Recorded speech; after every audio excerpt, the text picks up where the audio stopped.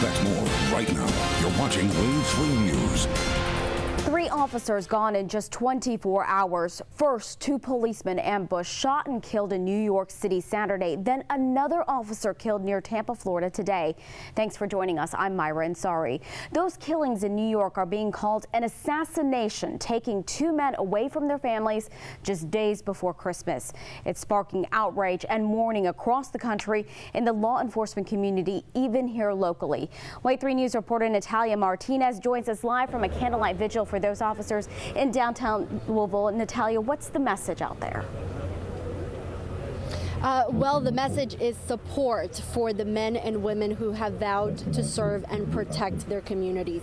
The event tonight is going to start in just a few minutes. It was actually advertised on Facebook at 10 o'clock last night. I want to show you here behind me. It is right in front of a memorial for all law enforcement. This is in honor of Rafael Ramos and Gwen-Chen Liu, the officers killed yesterday afternoon around 3 p.m. in Brooklyn.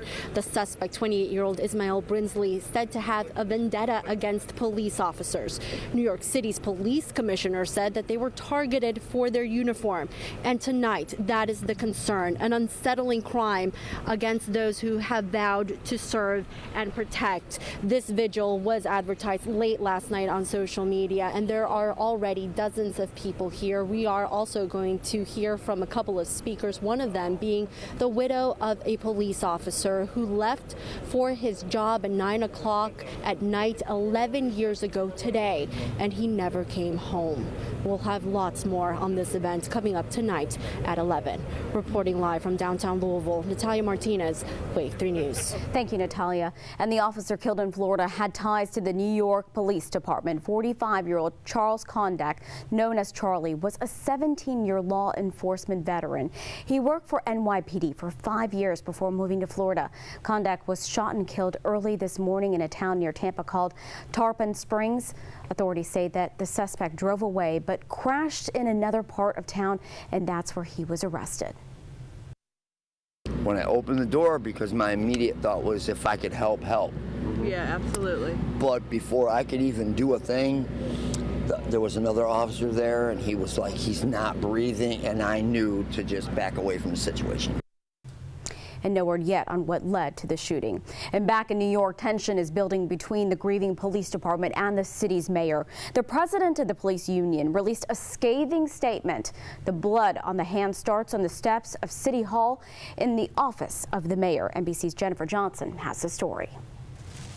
Residents brought flowers, fellow police officers stood in silence at a makeshift memorial where 2 Brooklyn police officers, Rafael Ramos and Wen-Jin Liu, were gunned down Saturday while sitting in their patrol car. The police officers are our community, and this community mourns what happened to these police officers. It hurts. Police say 28-year-old Ismael Brinsley first wounded his former girlfriend in the Baltimore area, then made posts on her Instagram account saying, "I'm putting pigs in a blanket.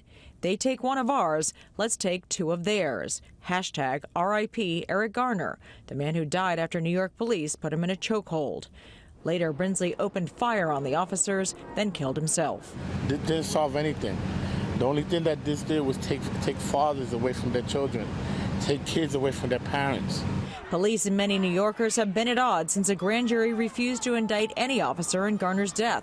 But Garner's widow and mother condemned the policeman's murders. We want you to not use Eric Garner's name for violence, because we are not about that. These 2 police officers lost their life senselessly. Now, a city already on edge has to heal from yet another violent act. From his vacation in Hawaii, President Obama condemned the killings and asked that people reject violence and words that harm and turn to words that heal. Jennifer Johnson, NBC News, Washington. A man leads police on a high-speed chase across county lines. Now he's facing more than a dozen charges. Police say 25-year-old Terry West of Shelbyville left the scene of a robbery and assault, then led police on a pursuit on I-64 into Anderson County and ended outside of Lawrenceburg on State Highway 44. Police say that they deployed a tire deflation device to stop West. He tried to run away, but Shelbyville police and Kentucky State Police were able to use a stun gun and arrest him. He faces at least 25 criminal charges ranging from speeding, domestic violence, assault, and second-degree robbery. Well, the official first day of winter, but it wasn't too cold out there. Meteorologist Andy Weingarten with us now. And Andy, what can we expect these last few days before Christmas?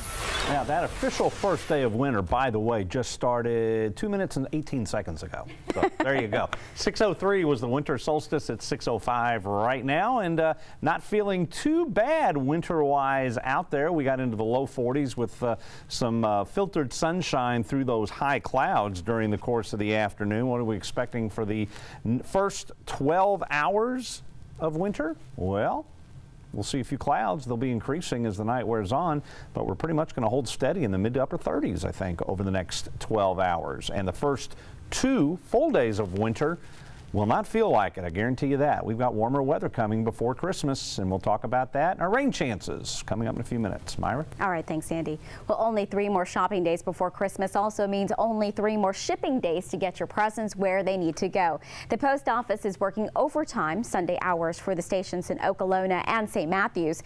And as Wave 3 News reporter Gordon Boyd shows us, Sunday delivery for the first time ever. Good morning. You're welcome. Michelle Tom says her 11-year-old daughter is starting to understand what a mail route really means in the days before Christmas. I think she likes the fact that I make everybody happy, giving them what they want, but I think she'd like me home a little more often sometimes. Instead, Mom will see more than 4 dozen front doors this Sunday, mostly drop and goes. Some people sleep in, and that's their only day to sleep in. And it speeds up the trip, thanks to the post office's deal with Amazon. She was expecting it. On a Sunday, though? Yes. They've done it before. For more than a year. A lot of people are changing their buying habits during the holidays, and we have to adjust to that. Putting on the dogs means 6 packages for Kathy Hampton. We just ordered some of this stuff Friday night. Wow. Almost midnight. That's cutting it close. More than 4.5 million Amazon deliveries across America last Sunday, more than triple from the same Sunday last year. So much other online shopping. We are delivering on Sundays all types of packages for the first time ever in the Postal Service's history. That competition means the Postal Service now has the same kind of trackability as UPS or FedEx. You not only can find out where your package is at any given time, you can leave instructions on where to leave it. In a not so noticeable spot. 2.5 hours in, Michelle's mail truck is almost empty. Managers have mapped every turn. The first run isn't the final load. We will deliver until we get all of the packages delivered. Rain, sleet, snow, or shine. That's what we do. The pinch that saves Christmas. In Shively, Gordon Boyd, Wave 3 News. A local church is stepping up and helping children who have parents behind bars this Christmas. Members of Christ Temple Christian Life Center off of 45th Street collected toys and gifts for children who are in foster or guardian care. This is the first time that they've done this.